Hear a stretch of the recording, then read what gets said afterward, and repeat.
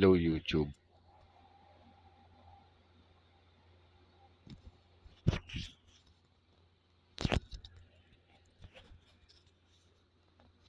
So, mag-ano, mag-vlog, ano, talk therapy na religious POV siguro, yung point of view, Tagalog. Tapos, ngayon, sakto, linggo ngayon, linggo. So, ayun, share ko lang na katatapos ko lang kahapon basahin yung hanggang sa, yun, yung awit, yung sa Old Testament, yung libro ng awit. So, kawikaan yata yung susunod. So, sa totoo lang, yung buong libro ng awit parang maganda yung mga ano yung mga linya, kaso para siyang, kung ihahalin tulad ko, para siyang cake, yung matamis na cake na malaki yung bilog, kasi parang almost puro aral yung, kasi ang ano ko kasi, ang paborito yung sa mga Bible story, yung mga pangyayari, yung mga ganong klaseng libro sa Bible, yung mga kawikaan, yung mga awit na inuubo pa ako kasi nasipon ako. Wala pa nga akong tulog eh. Alas 5 na ngayon ng umaga. Sa natutulog ako mga mag-aalas 6 hanggang alas 12 ng tanghali, hanggang hapon na ako bumaga. So, wala na sa topic. So, yun yung para siyang cake, yung ano yun, yung libro ng awit, kasi maganda, puro aral. Tas yun, ang interesado akong basahin yung mga istorya, yung mga pangyayari sa naganap na mga ano, na mga nangyayari sa mga buhay ng mga propeta, ng mga hari, yung mga tao katulad natin. Yun, kasama pa rin tayo sa yun. Yun kasi nung bata ako, parang wala akong, parang pag tinitingnan ko yung Biblia, parang naisip ko, wala ako, parang hindi ako, hindi bilang bata, parang hindi pa ako kasali, yung ganun yung pakiramdam ko. Parang iba yan sa gusto ko, yung parang yun, hindi ko gusto basahin kasi gusto ko lang maglaro, yung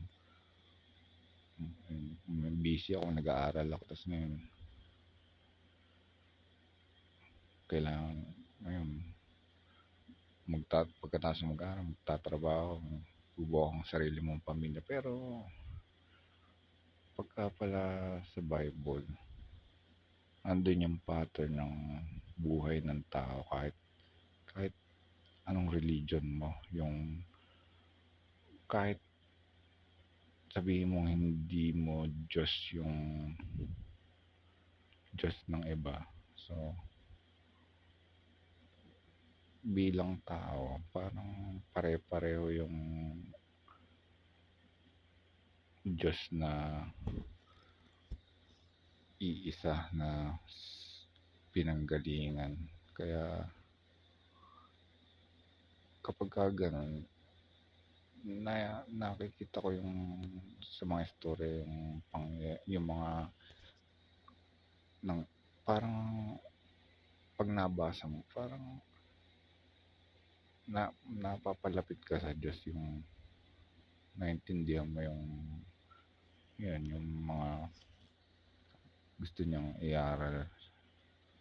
Tapos yan, nung nakaraan, hindi ko alam kung may may hinalin tulad sa panahon, yung orasan, halimbawa yung 12, 24 hours. Tapos yung loop, yung parang, kasi nung ano, high school, elementary, parang may nabasa na rin ako sa mga, yung mga nagdadagdag sa istorya ng Biblia. Yung, aanihin nila yung ganong klaseng mga parusa sa kanila. So, ako, kung paparusahan ako, na nagdagdag ako ng mga ng sarili kong gawa, hindi ko na yun maano, hindi ko na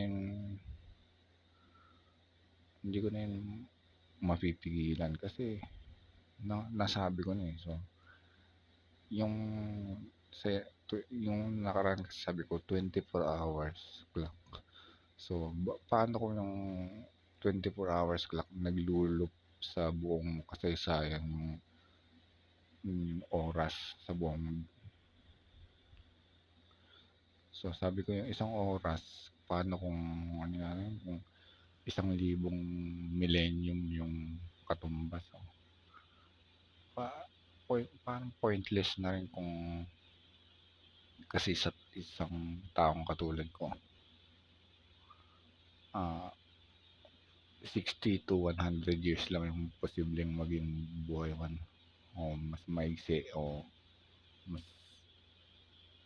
kahit maging 100 years old, parang mahina na yung gano'n, yung hindi na siya, hindi na enjoyable, hindi ka na magiging interesadong mabuhay kapag mahina na yung tinatamad na yung gano'n. So,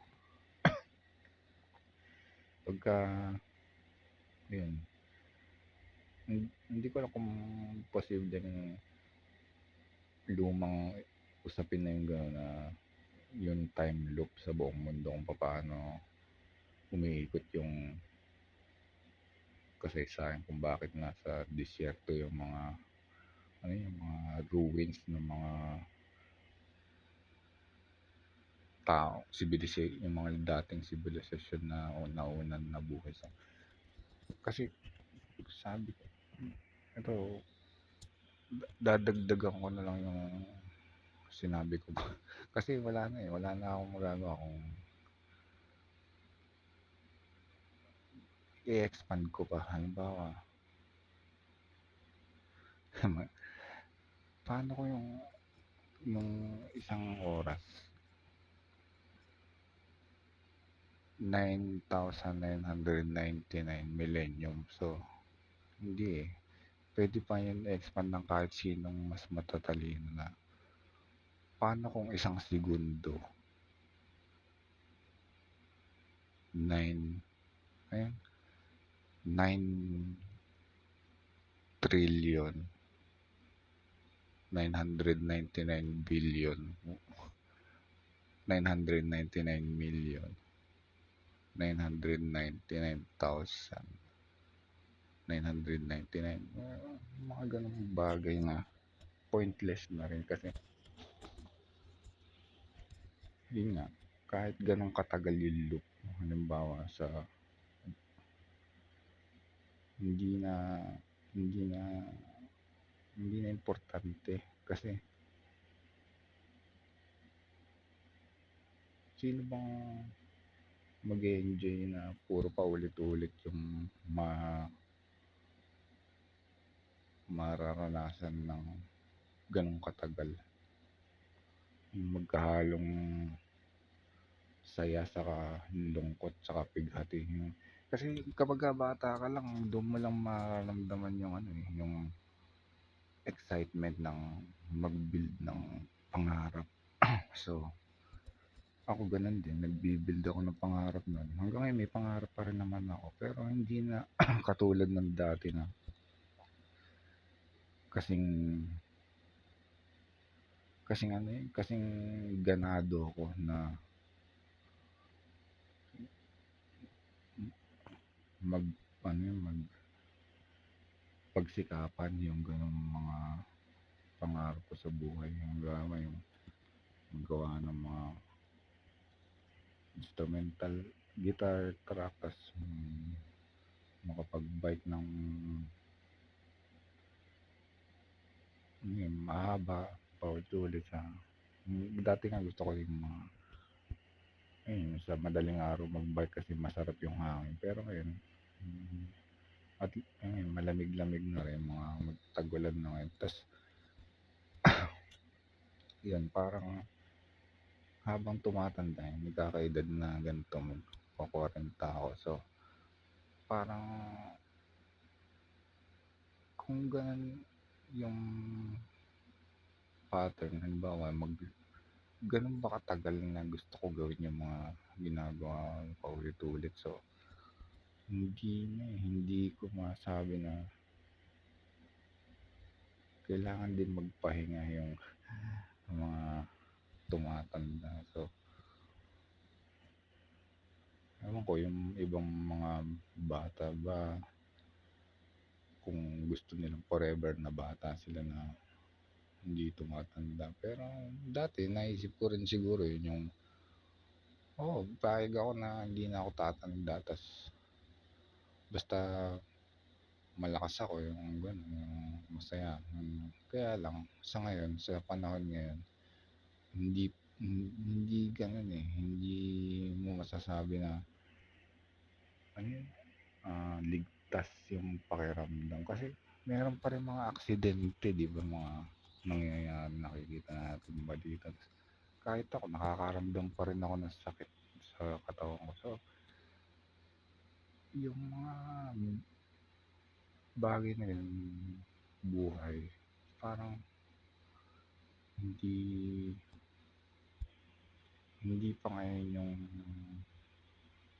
hindi ko pa nararamdaman yung yung ano yung ligtas na yung parang ganun, parang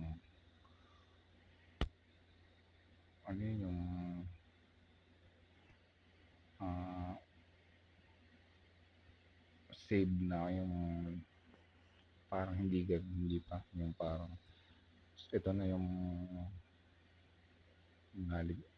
yung ano yun, yung pagliligtas na hinihintay ko. Parang wala eh, wala pa akong ganun na ano kasi na ano ko pa rin na napipicture out yung pagtanda ko pa rin yung posibleng mga pagtangis na mangyayari sa hinaharap na yun. Kaya ako nga sinabi yun sa nagsulat ako sa bio sa YouTube. Sabi ko iyakin din ako. So talaga namang iyakin din ako eh na minsan kasi dito ito halimbawa nagbablog ako na mga toktero tapos kapiranggot lang to ng parte ng totoong buhay ko. So hindi to yung 24 oras na totoong nangyayari sa akin sa kahit naman kahit naman sinong nagbablog ng mga tao na nagpo-post ng mga oras sa mga online pa ano lang yung parte na yun na maliit maliit lang yung parte na yun na sinishare kahit umaarte na masaya o malungkot maliit na parte lang yun ng buhay nila sobrang saglitan lang yun na kahit tumagal ng isa dalawang oras sabihin mo may nagbablog pa rin ng 24 hours hindi yun yung simula ng buhay nila hanggang sa umabot sila ng kung ginagawa man yun ng mga tao na araw-araw na sila nagbablog ng 24 hours kung mayroon mang gumagawa wala ring punto kasi hindi yun yung kabuuan ng buhay nila na nangyari kung paano sila umabot na nakakapag-upload sila ng mga ganong klaseng vlog. So, yung yun, pointless kasi parang ang bigyan na lang ng pansin yung totoong buhay, yung kung nasaan ka, kung nasaan ako, yun. Meron akong sariling buhay, meron ka rin sariling buhay. So, yun. Kung ano yung totoo sa'yo, yun ang pagtuunan mo ng pansin. Yung mga totoo mo nakikita sa araw-araw mo, kung sino-sino yung mga nakakasama mo. Yun na lang ang pero siyempre mag mag-she-share ka pa rin. Halimbawa, kung napapanood mo ako dito sa YouTube kasi meron ka ring gusto i-share na mga storya na gusto mo sabihin saka yung mga buhay na mga pwede ka mag-share pero yun may kanya-kanya tayo ng buhay na binubuo saka yun, iiwanan saka yun na lang siguro yung sasabi ko na tao lang ako, hindi ako perfecto. Peace. Bye.